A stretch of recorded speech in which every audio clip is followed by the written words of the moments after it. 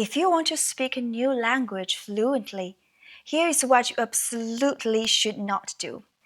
The process of storing language material in your brain can be natural and effortless, but it's never achieved by memorizing vocabulary lists. You don't need to memorize words when you first start learning a language, as long as you let your brain listen to content you can understand every day. Over time, you'll naturally acquire the language. And you definitely should not start by learning Chinese characters as soon as you begin studying Chinese, or by cramming vocabulary when you first take up English. That will only make the process painful and make it much harder to ever speak fluently. Listen enough, and you'll naturally know how to say certain sentences. And you don't need to dissect their grammatical anatomy. The fundamental reason I failed at English for 20 years was that my learning sequence was completely backwards. In school, teachers started with the alphabet, words, and sentence patterns.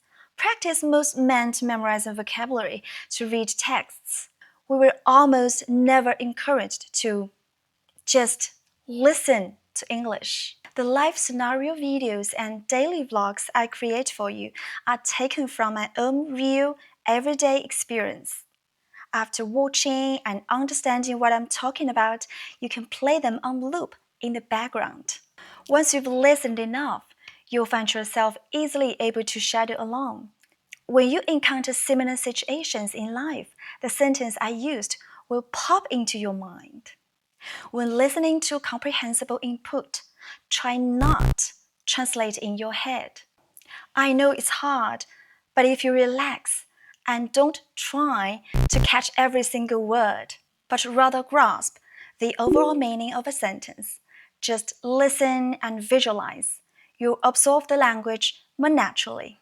Later, when you see the corresponding object in real life or want to express something, you'll notice those sentences come out of your mouth almost effortlessly. A few months down the road, you'll realize you've started speaking Chinese naturally.